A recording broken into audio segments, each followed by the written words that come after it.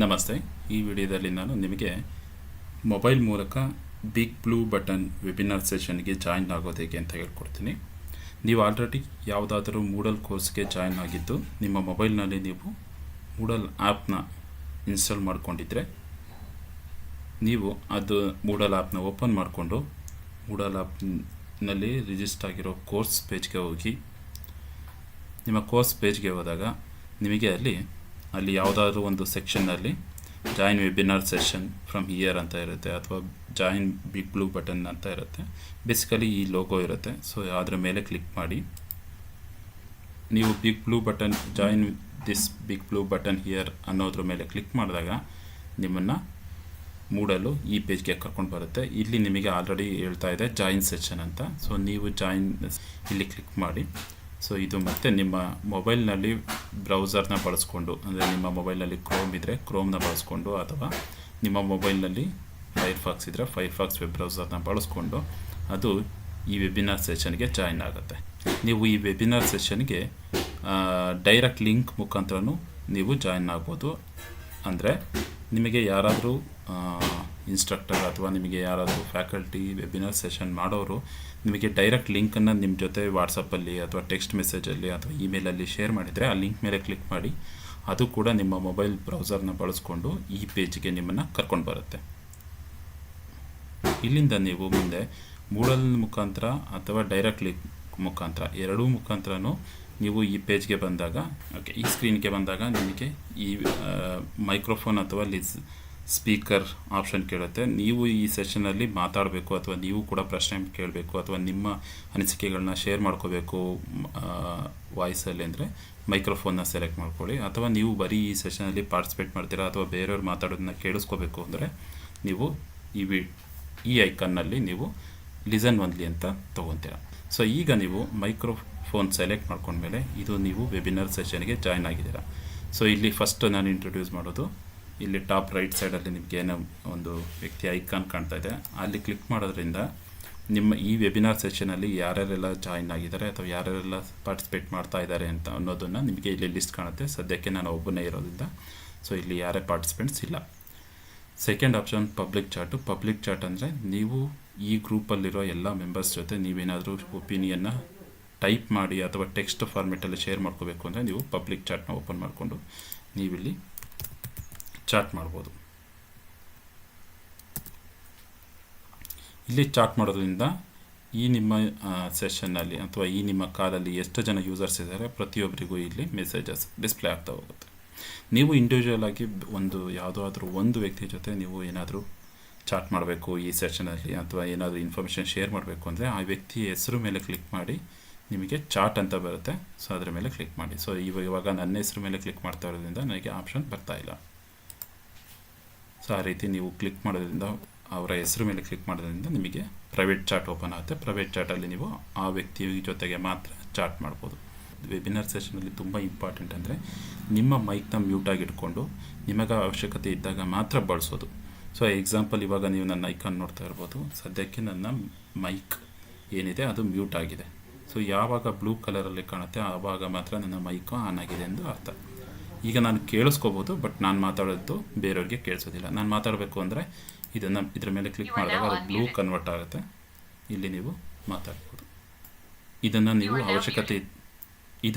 ಅವಶ್ಯಕತೆ ಇದ್ದಾಗ ಮಾತ್ರ ಬಳಸಿ. ಯಾಕೆಂದರೆ ನೀವು ಅನವಶ್ಯಕವಾಗಿ ಈ ಮೈಕ್ನ ಓಪನ್ ಮಾಡಿಕೊಂಡು ಮಾತಾಡೋದ್ರಿಂದ ಬೇರೆ ಯೂಸರ್ಸ್ಗೆ, ಅಂದರೆ ಬೇರೆ ಯಾರು ಕೇಳಿಸ್ಕೊಳ್ತಾ ಇರ್ತಾರೆ ಅವರಿಗೆ ತುಂಬ ಡಿಸ್ಟರ್ಬೆನ್ಸ್ ಆಗುತ್ತೆ.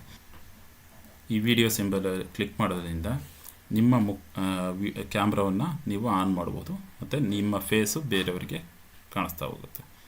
ಓಕೆ, ಸೊ ಇದು ವಿಡಿಯೋ ಸಿಂಬಲ್ಲು. ಸೊ ಸದ್ಯಕ್ಕೆ ನಾನು ಎನೇಬಲ್ ಮಾಡ್ತಾಯಿಲ್ಲ.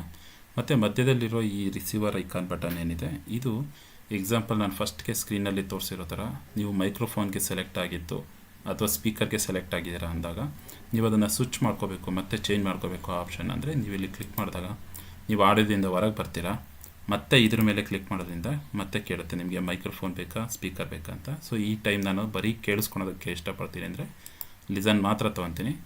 ಸೊ ನಾನು ಲಿಸನ್ ಮಾತ್ರ ತೊಗೊಂಡ್ರೆ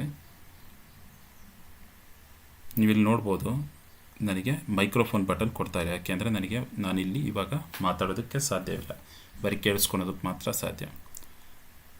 ಸೊ ನಾನು ಬೇಕು ಮೈಕ್ರೋಫೋನ್ ಅಂದಾಗ ಮತ್ತೆ ಇಲ್ಲಿ ಕ್ಲಿಕ್ ಮಾಡಿ ಸೆಲೆಕ್ಟ್ ಮಾಡ್ಕೊಳ್ತೀನಿ.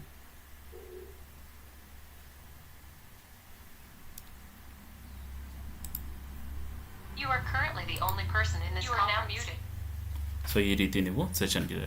ಮತ್ತು ನಿಮಗೆ ಈ ವಿಂಡೋ ತುಂಬ ಚಿಕ್ಕದಾಗಿ ಕಾಣ್ತಾ ಇದ್ದರೆ ನೀವು ಮ್ಯಾಕ್ಸಿಮೈಸ್ ಬಟನ್ನ ಬಳಸ್ಕೋಬೋದು. ಸೊ ಮ್ಯಾಕ್ಸಿಮೈಸ್ ಬಟನ್ನು ಕೆಲವೊಂದು ಸರ್ತಿ ನಿಮಗೆ ಮೇಲೆ ರೈಟ್ ಸೈಡಲ್ಲಿ ಕಾಣುತ್ತೆ.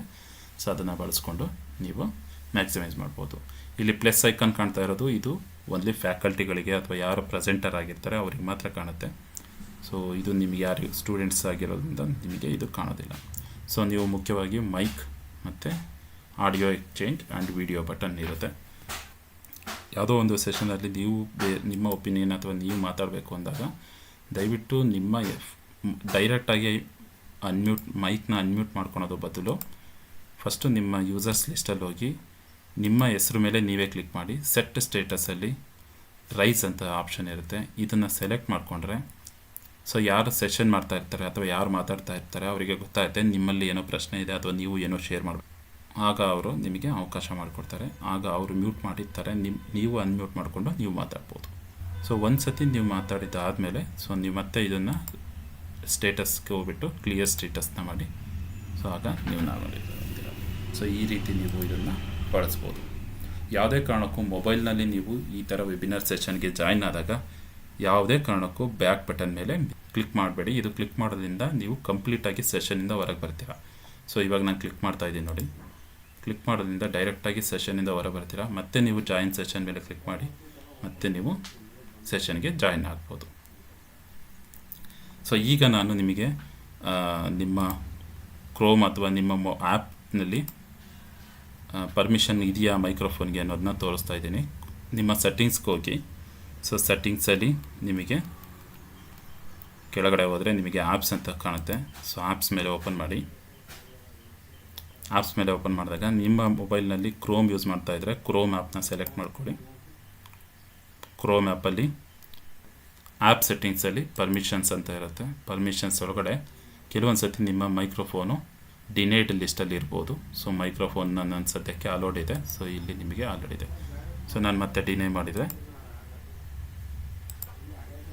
ಇದೇನಾದರೂ ನಿಮ್ಮ ಡಿನೇ ಲಿಸ್ಟಲ್ಲಿದ್ದರೆ ನೀವು ಮಾತಾಡಿದ್ದು ಬೇರೆಯವರಿಗೆ ಯಾರಿಗೂ ಕೇಳಿಸೋದಿಲ್ಲ. ಇಂಥ ಸಮಯದಲ್ಲಿ ನೀವು ಮತ್ತೆ ಮೈಕ್ರೋಫೋನ್ ಮೇಲೆ ಕ್ಲಿಕ್ ಮಾಡಿ ಅಲೋ ಲಿಸ್ಟ್ಗೆ ನಿಮ್ಮ ಮೈಕ್ರೋಫೋನ್ನ ಆ್ಯಡ್ ಮಾಡಿ.